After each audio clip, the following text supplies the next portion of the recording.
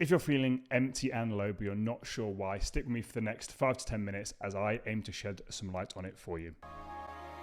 Welcome to the Prime Life Project podcast, a place to help you unlock your full potential, both mentally and physically, to become the best version of you.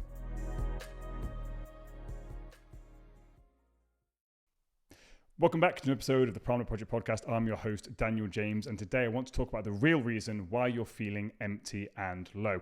If you're feeling empty and low and it's leaving you feeling a little bit isolated and numb, then I just want to let you know that you're not alone. There's a lot of people out there right now who are feeling the exact same way.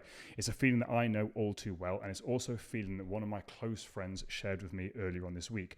So I reached out to this friend just to see how she was getting on, and she came back to me and used the words numb and empty and isolated. And for me, that's a feeling that I know a lot of people are struggling with right now, which is why I wanted to do this Thursday Thoughts. Now, this may not be relevant to you, but it could give you a bit of a light bulb moment, because yes, we're using it in relationship to what we're talking about with my friend. However, we're talking about fundamental human needs. And you may not be having your needs met, and that could be causing you to feel very, very low. Not necessarily using the words empty, but that's what I'm going to focus on today. But this is something that a lot of people need to hear, because we've got some core human needs, which are love and connection, variety, significance, certainty, growth, and contribution. If you are not having them met, this is according to Tony Robbins, this is one of his principles. So again, if I'm using something, I will share. So that's Tony Robbins, human needs. If you're not having some basic human needs met in some way, shape, or form, you're going to be struggling.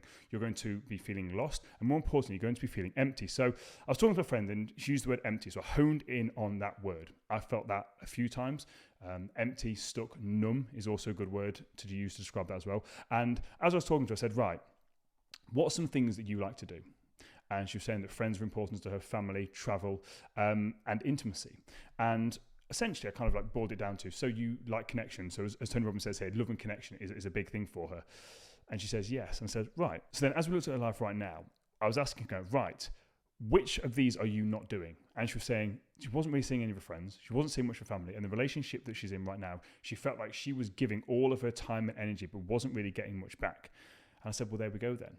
So fundamentally, if you value this connection, and friends and family are very, very important to you, and again, that close connection, that intimacy, but you're not getting anything met. And what you're doing is you're giving your time, your energy, attention, and your love to someone, and you're not getting it back. So fundamentally, what's happening here is your battery is being drained, your energy is being used, and you're getting nothing in return. So if your phone was going to, you said your phone was empty, the battery was empty, what would you do? You'd go and charge it up. If your car, if the petrol's running out, what would you do? You would go and refill it. But we don't think to look at ourselves and be like, right, I'm feeling empty. Okay, that means empty. That means that you were full. What were you full of? Energy. But you'll say now you're feeling empty. Well, why is that? What is draining your energy? Because what we tend to do is we tend to look for things to fill our cup up, which is great. Now, this can sometimes be people who could change jobs. Caffeine's a big one, like energy, whatever it is. Like, I need energy. So they fill themselves up with whatever this thing is externally. But they're not actually stopping and asking themselves, right, where's this actual leak in my bucket come from? Where is this energy seeping out from? Because you can pour as much energy into your bucket as you want. You can try and refill that bucket as much as you want, but it's still going to be empty if there's massive cracks in it. So where are the cracks in your life right now? Just stop and ask yourself. Stop and ask yourself, what things do you love to do? What things fill your soul? You hear that all the time, like, oh, this is just a bit of me, this is. It touches my soul. What things could you say about your life that do that to you, that just really hits you, gives you energy, makes you feel amazing, but you've stopped doing it? Is it you've stopped seeing friends, stop seeing family members? Are you stuck in a relationship that lacks intimacy? If it is, especially the relationship part, if there's things that you can do to actually change that, then you then owe it to yourself to do that. It comes down to communication, especially if you're in a relationship. Actually communicate, because people have got a problem, but they don't actually communicate the problem, so the partner doesn't actually know. But if you're feeling empty, look at this word empty. Why are you feeling empty? What is actually draining your cup? Why would you describe yourself as empty? Why would you describe yourself as drained? What is draining you? Listen to how you're actually feeling, but more importantly, listen to the words that you're using. These emotions that you're feeling, they're telling you something. It's like you're driving a car and the dashboard goes on, there's a light that goes on. You kind of know, well, the light's not the problem, the light's telling me something. Same with your emotions. If you're feeling empty, that's a very strong word. Why? And if you're feeling isolated, why? Who normally gives you that connection, and why are you not getting it? Because here's the thing, and this is a trap that my friend got in, and this is a trap that I got into when I was at my worst, when I was depressed. This is a trap I got into. The more I wanted connection and intimacy from people, from human beings, I'm not talking about like surface level connection, I mean like actual genuine connection for people, the more I actually isolated myself, which is exactly what my friend was doing.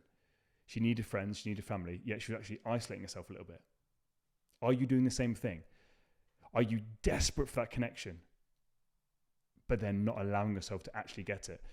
If the answer is yes, you have to start being disciplined with yourself and reach out. You have to stop lying to yourself. This is the most important thing here. Stop lying to yourself. Stop tricking yourself. If you need something, go and get it. It doesn't make you weak. It doesn't make you less than. If you need that connection, reach out to friends, reach out to family members, no matter how long it's been. Be completely honest. Be vulnerable. I'm struggling right now. I'm really sorry it's been so long. It's taken me so long to reach out to you. Can we meet up for a coffee? I could really do a meeting up with you. Can I come round? Whatever it is, be open, be vulnerable. Because what you're then doing is you're just removing that barrier. And 9 times out of 10, that person's going to let you in. This is something that I really had to battle with because I needed connection more than anything. It's one of the key things for me. Love and connection is a big, big thing for me. But when I was at my worst, that little voice inside my head convinced me to go back into my hole. I stayed by myself. I actually got rid of a lot of friends and close family. Shouldn't have done that. I don't want you guys to make the same mistake as me. So if you are feeling empty, if you are feeling isolated, reach out to those people closest to you.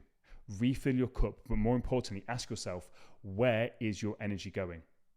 Where are you giving your time and your energy and not getting anything in return?